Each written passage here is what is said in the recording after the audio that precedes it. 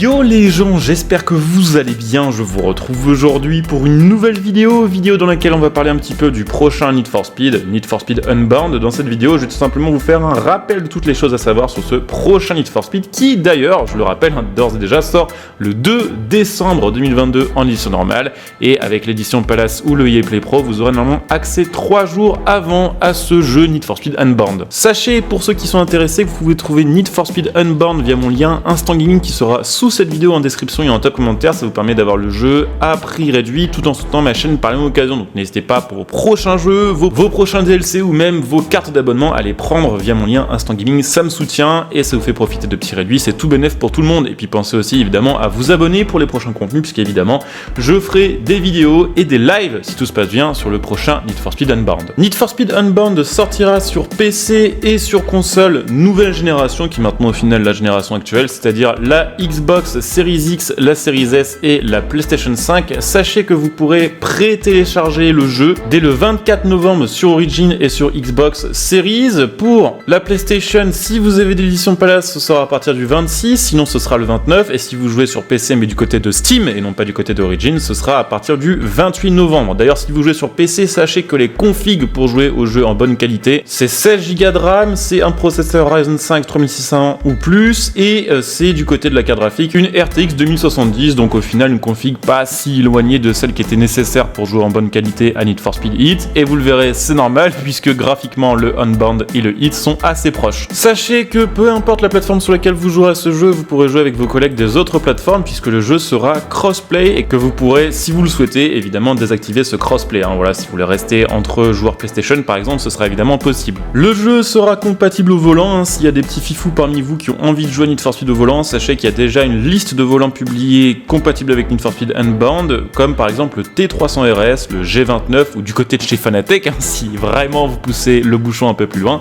le CSL Elite est compatible. C'est une liste de volants testés. Normalement, il y aura d'autres volants compatibles avec le jeu, mais ça, c'est vraiment ceux qui sont garantis 100% fonctionnels. Need for Speed Unbound sera séparé en deux parties. Il y aura la partie solo et la partie online. Je l'ai expliqué assez récemment dans une vidéo, mais petit rappel aujourd'hui, la sauvegarde en solo et la sauvegarde en online ne seront pas les mêmes, mais vous pourrez avancer sur la progression de certains items, comme par exemple les collectibles sur le solo, et votre progression sera disponible sur le online à ce niveau-là, et vice versa. Dans tous les cas, que ce soit le solo ou online, ce sera le même contenu sur le jeu, c'est-à-dire la même map, les mêmes customisations, les mêmes voitures. Par contre, évidemment, comme je disais, vu que les sauvegardes ne sont pas les mêmes sur le solo et sur l'online, toutes les voitures et toutes les customisations que vous aurez, tout l'argent sur votre compte solo ne sera pas les mêmes que sur le compte online. L'histoire du jeu a été pour l'instant assez peu mise en avant. On sait que ce sera, on va dire, le truc assez classique pour le Need for Speed, c'est-à-dire un cambriolage dans un concessionnaire qui a mal tourné. On a assez peu d'informations sur l'histoire en elle-même, sur les personnages qu'on aura l'occasion d'y croiser, sur éventuellement la police qui pourrait être corrompue, ce genre de choses.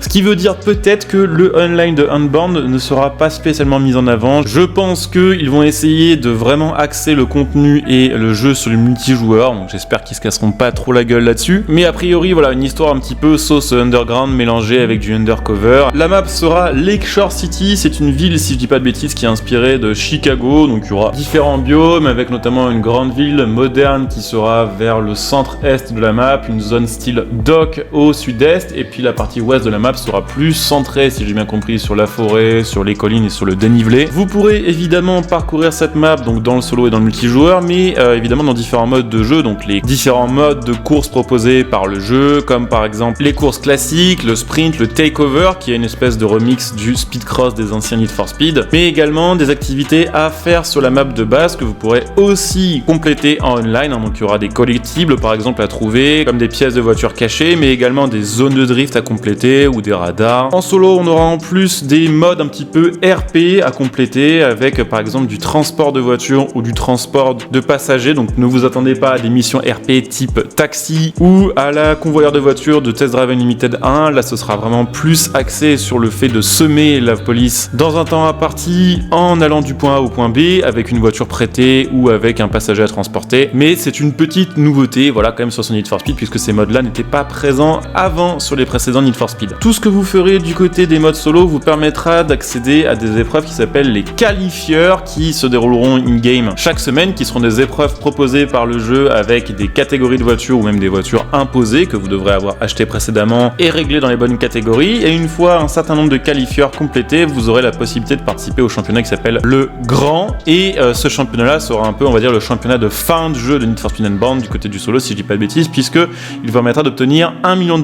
plus des récompenses spéciales. Sachez également que les qualifieurs chaque semaine vous permettront d'obtenir des versions modifiées de voitures déjà présentes sur le jeu de base, avec des customisations spéciales et avec des livrets spéciales. Du côté du online, vous pourrez jouer sur des serveurs 16 joueurs, vous pourrez faire des convois jusqu'à 4 joueurs, donc ce qui veut dire que vous pouvez inviter 3 de vos potes, et vous pourrez participer à des épreuves multijoueurs qui sont jusqu'à 8 joueurs. À la sortie du mode online, par contre, petite précision, il n'y aura pas le cycle jour-nuit, il n'y aura pas la police sur le multijoueur, ce qui est assez dommage pour le coup, et aussi le mode pari de carte grise ne sera pas encore présent. Ce sont des choses qui vont être ajoutées, on peut le supposer, quelques jours, quelques semaines après la sortie du jeu via des mises à jour. En mode multijoueur, évidemment, vous aurez donc un autre personnage que vous pourrez créer aussi votre bannière de joueurs et bannière de club. Vous pourrez profiter de l'open world avec vos potes, mais si le cœur vous en dit, vous pourrez évidemment participer à des épreuves via le mode meet-up, donc ce sera une espèce de matchmaking qui soit se lancera avec vos amis si vous êtes déjà en convoi, soit avec des randoms, et qui vous proposera différentes épreuves avec différentes voitures requises ou différentes catégories de performance.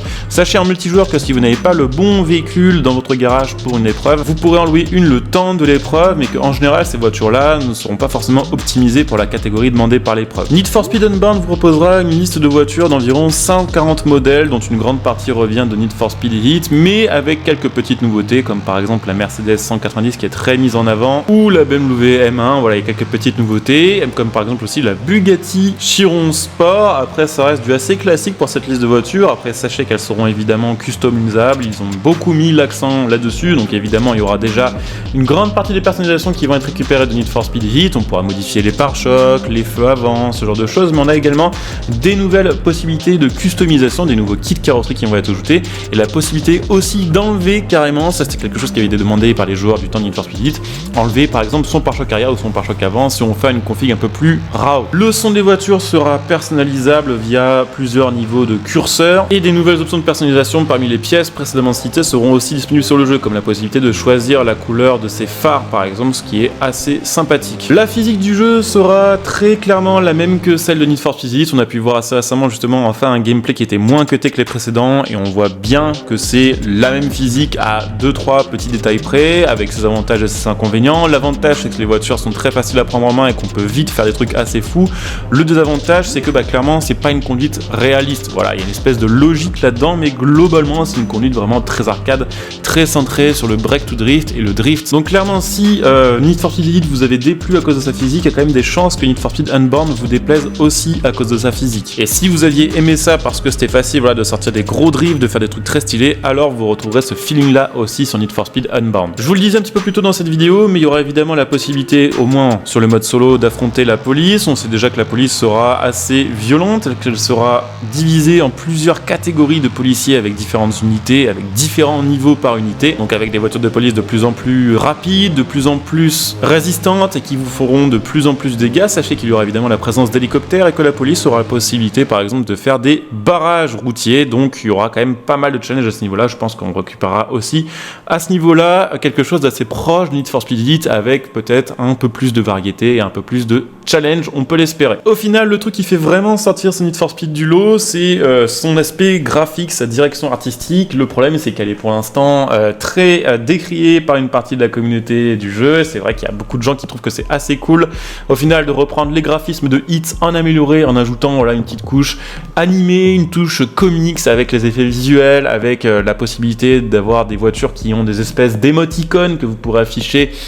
durant les courses en multijoueur ou pour troller vos adversaires par exemple. Mais ces choix-là sont aussi vraiment détestés, je pense, par une partie de la communauté. Tous ces bonus-là seront disponibles sous forme de vanités, et ces vanités-là, en fait, on les débloquera en jouant au jeu. Il y aura des collectibles aussi qui permettront d'en débloquer, et il y en aura des plus ou moins rares, des plus ou moins extrêmes. Et d'ailleurs, justement, pour pallier un petit peu à ce problème-là, les développeurs du jeu ont expliqué que ce serait possible de nous activer une grande partie et d'en mettre des très nuts, ce qui veut dire que si vous voulez jouer au final à un jeu un peu plus réaliste en termes de direction artistique, pour le coup, ce sera quand même faisable. Maintenant, hâte de voir ce que ça va donner le jour de sa sortie. Je vous avoue que pour l'instant, c'est compliqué de savoir si ce Unbound, c'est juste un hit avec d'autres nouvelles voitures et une autre map, ou si, on va dire, la différence visuelle et les différences artistiques suffiront pour qu'on ait vraiment l'impression de jouer à quelque chose de nouveau. Dans tous les cas, ce que j'espère vraiment, c'est que Criterion fera un suivi sur le jeu, jeu, contrairement à Need for Speed Heat où les développeurs Ghost Games de l'époque avaient été assez rapidement enlevés du projet par EA Games.